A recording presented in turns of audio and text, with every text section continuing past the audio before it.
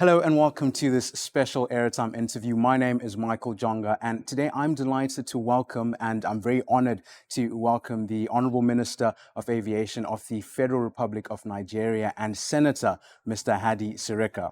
Now, Nigeria is Africa's most populous country and one of the continent's largest aviation markets. The sector has faced a turbulent period over the last 12 months, but however, alongside that, Nigeria has achieved significant safety and infrastructure developments, together with progress towards a new flag carrier. The Honorable Minister, Hadi Sirika, joins us now in the AeroTime studio to discuss more. So, Minister, it is a pleasure for you to join us here in the AeroTime studio. The pleasure is mine. Now, reading into your history, Minister, you've got a very strong and rich aviation background. And as I understand, you're a pilot, rated on the Citation as well as on some rotor aircraft as well. And looking at your contribution to Nigeria's aviation sector, it's immeasurable during your term as well. Looking at Nigeria and the activity that has been happening over the last 12 months or so, there's a lot to unpack and try and look at. But right at the center of it all is the establishment of Nigeria Air, which partnered with Ethiopian Airlines. I guess everyone in the world, many Nigerians, many Africans, and the aviation industry is wondering, when will Nigeria Air launch? Well, Nigeria Air will launch shortly. It's a process to establish an airline. And that process is driven by the CAA of Nigeria, which is the Nigerian Civil Aviation Authority, NCAA. And it comes in phases, phase 1, 2, 3, 4, and 5. And those processes have to happen. But before those processes would happen, because it is a private-public partnership, it has to go through the ICRC, Infrastructure Concession Regulatory Commission, starting by establishing a consultancy firm, transaction advisors, to make a business case to see whether it is a viable, bankable project. And that has been done. It took, of course, about 2 years to do so. You have to study the market in at least 2 cycles. And that happened. The outline business case was produced, which looked very good, and it was approved by the ICRC. And then it was taken to Federal Executive Council, which was also approved. And then before now, we went to public to invite for tenders, for bidders, which is the procurement process. So in that procurement process, it ended up having Ethiopian Airlines as a partner with 49%, and then 5% is the government of Nigeria, and 46% Nigerian entrepreneurs and companies coming together to own the rest. Now, this would be the structure of the airline, and they have applied for an ATL, the air transport license, which has been issued, and now they're applying for the AOC. And that AOC has gone very far. I believe that in the next 1 week from today, they should be able to get the AOC issued, or 2 weeks maximum. And that will signal the beginning of the establishment of the carrier itself, meaning flying. But we've been working for the last 6 years to establish it.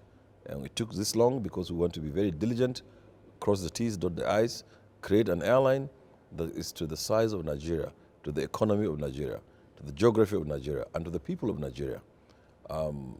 Nigeria was 220 million people at the center of Africa, equal distance from all locations, rising middle class, and of course, a traveling public, is the best candidate to have an airline that is robust and that is equitable to its own size and population and domination within Africa.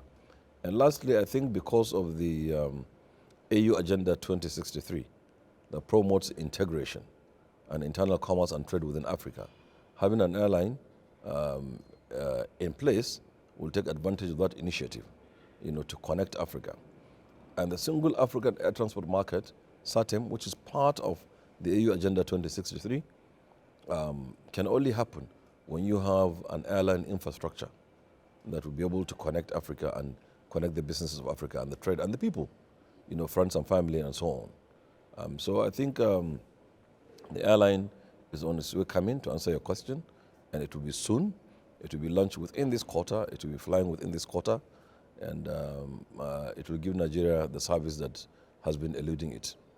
Now, looking at, you said that you took your time to make sure that Nigeria Air will be a robust airline that can serve the enormity of Nigeria's aviation sector.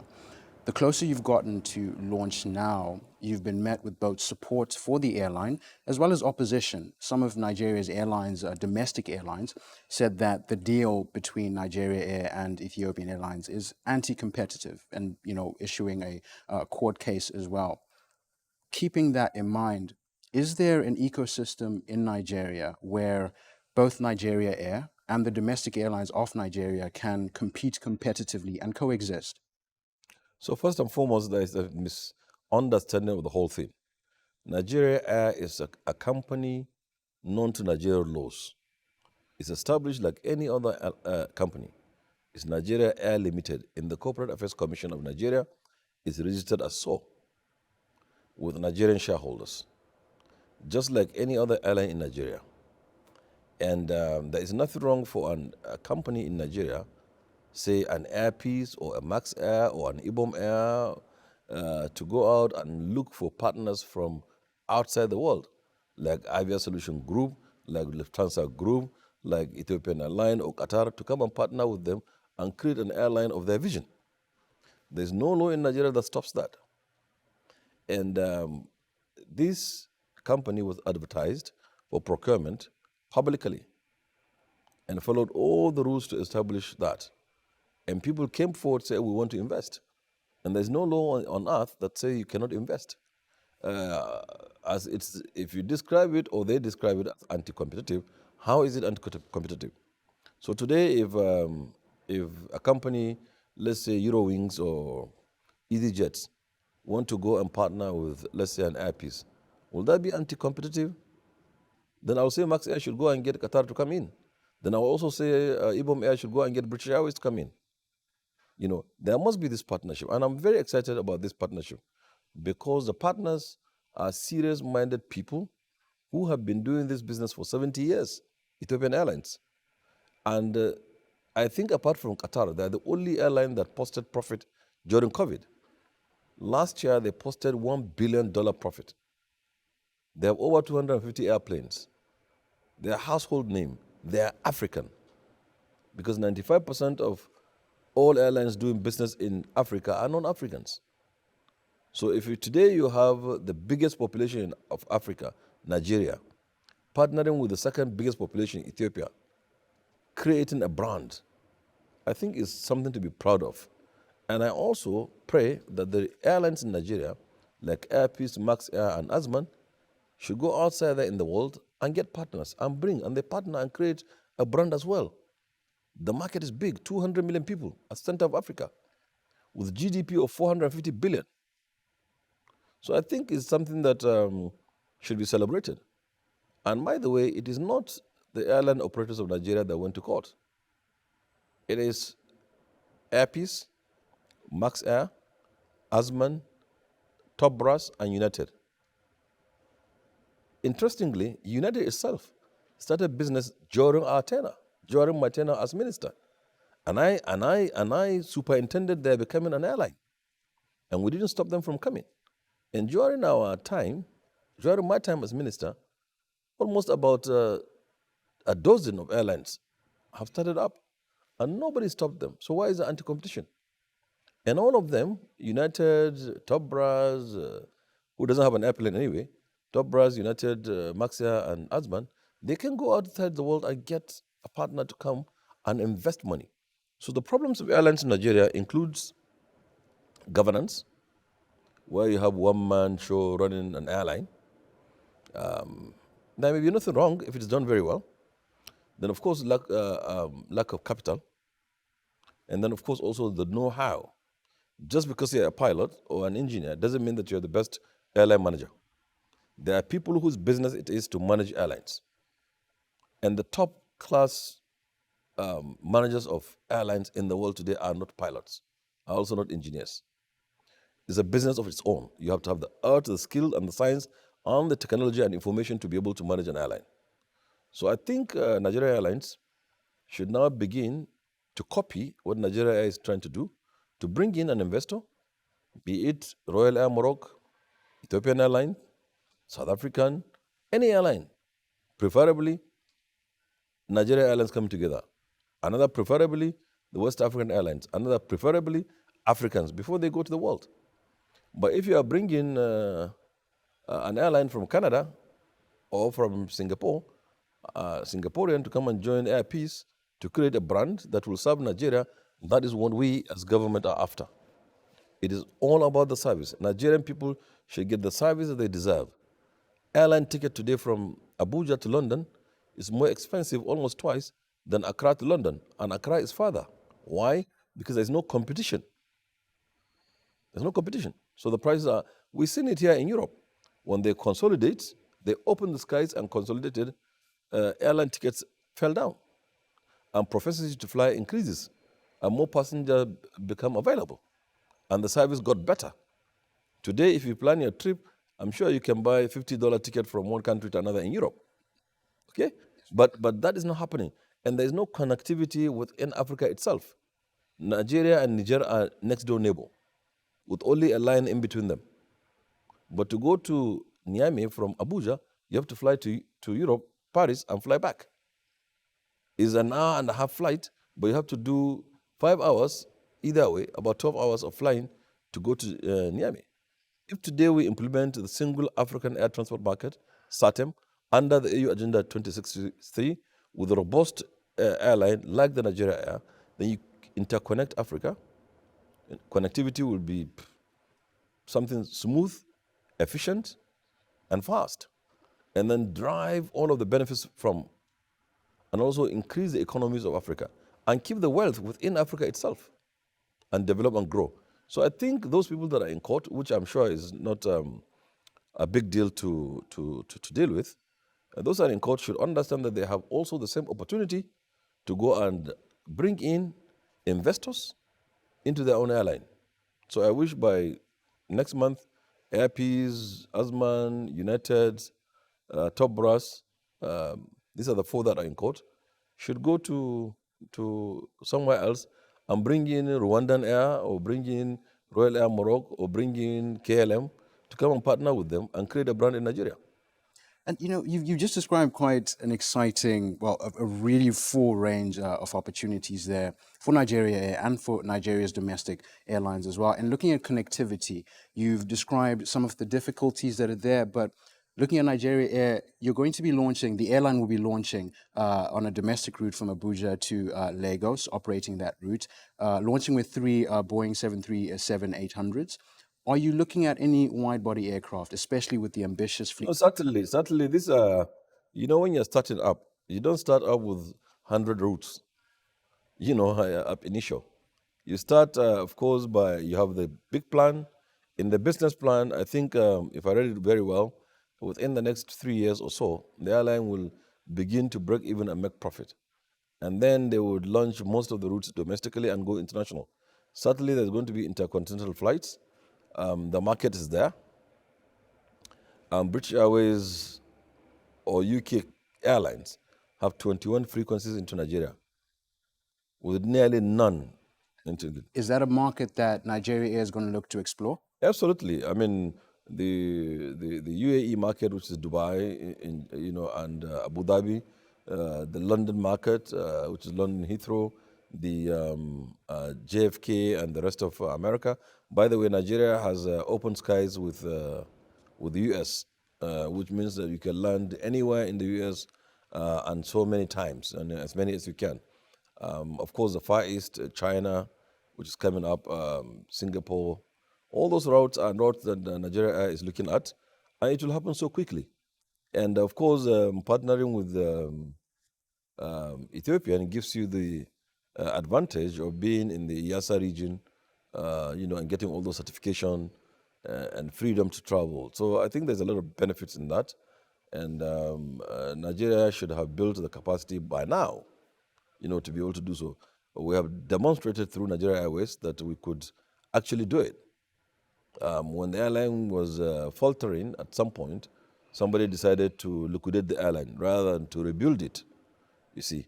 And that's why, like Ethiopian, they went through war, but they never allowed the airline to die, because they know the importance of airline in the scheme of things. It connects markets, connects economies, friends and family, and connect markets, and trade and so on. So without an airline, I mean, the whole world will just collapse. We saw what happened during COVID. The world come to a stop because the airline industry has been hit by a pandemic. So the importance and significance of an airline cannot be overemphasized in the economy of a country. So therefore, and it's not for jokers, and it's also not for people that are unfunded, unskilled, untrained, with a lack of capacity. Aviation is a very serious business. It's the life of people, the safety of people and goods is involved, and moving them in the most efficient way. So it's a system that you can only do well if you know how to do it well. There is no gray area. And the margin for airlines is very narrow. If you do it very well, it's been proven that you can do a 5% profit, you should be celebrated. So there's no margin for error. And then, of course, we're operating a roadmap in Nigeria where there would be leasing company, there will be MRO, that will be serving the airline, and the airline will be their also primary business partner. So I think going forward, Nigeria should begin, not only Nigeria, but Africa should begin to see African airlines coming together and finding investors and people who have the capacity to run airlines, because the market is just there. In Africa, most countries are landlocked, and connecting Africa by rail or by road is almost impossible. It's impossible because of the quantum of funds you need to do so. And you can have only 3 kilometers of asphalt, and off you go. So imagine now trying to link every city in Africa with road, and the time it will take to go.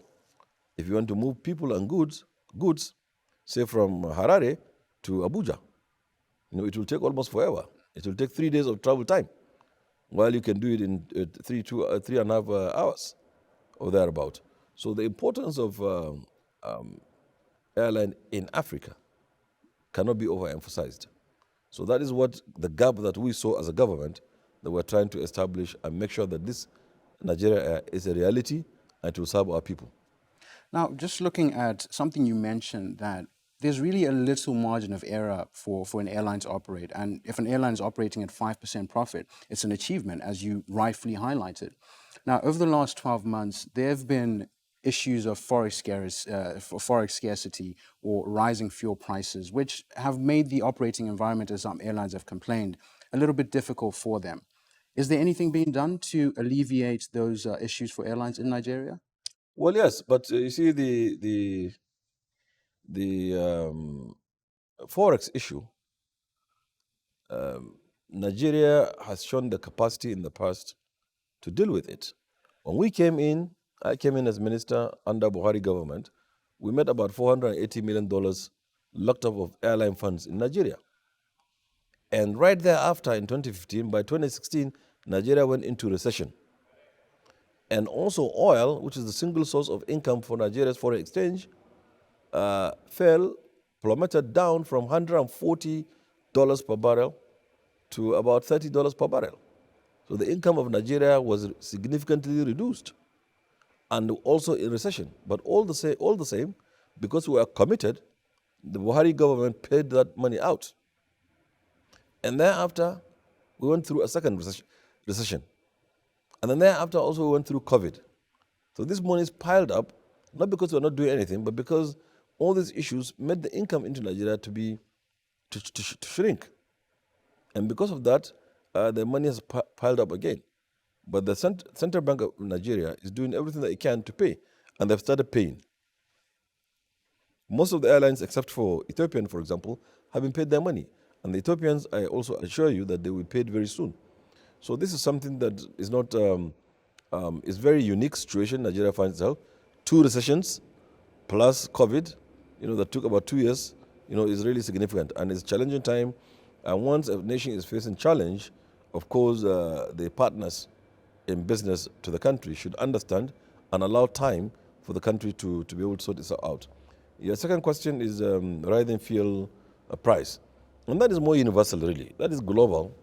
The Ukraine war and the rest of it had added pressure, And then, of course, so many refineries aren't refining the Jet A1 at the moment in the world over, not only unique to Nigeria. And so the Jet A1 is globally is expensive more than it was before, because now there is this energy shift, from hydrocarbon to things that are more friendly to the environment. And that shift, the energy transition as they call it, is what is making people not to be able to produce much Jet A1, and the prices of Jet A1 because of demand and supply goes high up. What is Nigeria doing? Um, I understand from the Nigerian National Petroleum Corporation Limited that they're trying to get Port Harcourt refinery in order to begin to produce Jet A1. But it's more universal problem the world over. It's not only unique to Nigeria.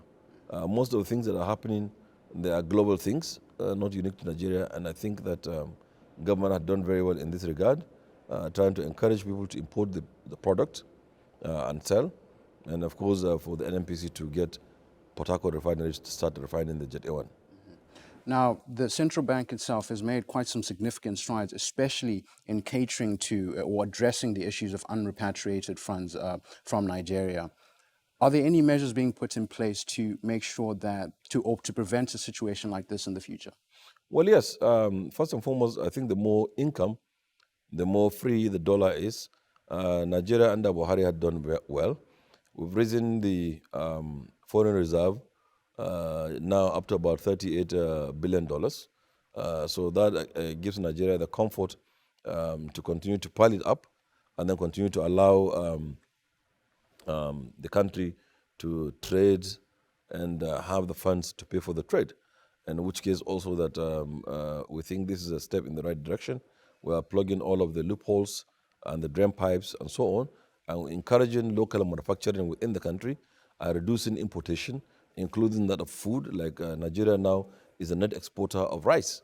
When we came in, we were importing rice to eat, but now Nigeria is exporting rice outside. So it's a policy of the Buhari government to increase production locally, to reduce imports, and to show up the foreign reserve, to give the country a good standing point economically, and then to be able to cater for our needs. Now, moving on to something quite exciting. You talked about moving in the right direction. And over the last 2 years or recent years, Nigeria has made quite significant developments in safety and infrastructure development, especially looking at Murtala Muhammad International Airport, which recently opened the new terminal, which can now serve about 40 million passengers per year. Looking at that, what is your vision for Nigeria's safety and infrastructure sector, especially over the next 5 to 10 years? Well, so we in civil aviation in Nigeria, and I believe the world over, we are concerned about how safe you depart point A and land at point B, and everything in between. So when we came in, we on purpose deliberately invested in infrastructure to be able to ensure that there's safety of operations. And so the safety, the efficiency of the sector, and the security of the sector is more important for us. And on purpose, like I said, we tended to all the ailing and the failing runways, navigational equipments, the terminal buildings, and then of course the air control facilities, air traffic control facilities, and then the efficiency of the sector itself was addressed. So my vision in the next 5 to 10 years to ensure that there is air transport becomes the most preferred mode of transportation because of its safety, security, and efficiency. And it's my vision also to see that in these next 5 to 10 years, that we're able to be self-serving with almost everything that makes aviation to happen available in Nigeria and accessible to all. We're becoming more and more electronic. We're publishing, for example, our PBN approaches in all of the airports in Nigeria. We're tendering to our weather focus. We're cascading downwards to have a very accurate weather reporting systems. And we're also training people, the manpower, which is very critical to all of this. we're spending a lot of money to do so. When we came in, I think it's about $500,000 for the foreign training of people working in the CAA. Today is about $10 million. Before we leave, it will be about maybe $20 million available for training to bring the younger ones up to speed. You know, the capacity of our people to manage the sector is extremely important. That's why in our roadmap, we have a university dedicated to aerospace and aviation, the first ever to be established in Africa, to cater for these gaps and these needs in the industry. And I believe that is part of the vision. All of what we are doing to set up an airline, to concession our airports, to put the university together, you know, and so on and so forth, and the cargo facilities is geared towards having a very efficient, secure, safe, profitable mode of transportation, which is air transportation in Nigeria. So this is our vision. Now, earlier you mentioned the single African air transport market, and recently there was the pilot implementation program, which Nigeria is a part of as well. Other countries and airlines, you see now airlines are opening new routes to different countries, new connectivity there. What does the pilot implementation program look like for Nigeria on the ground today?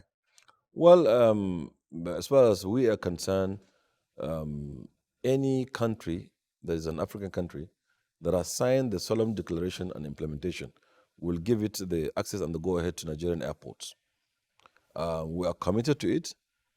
It's the only solution.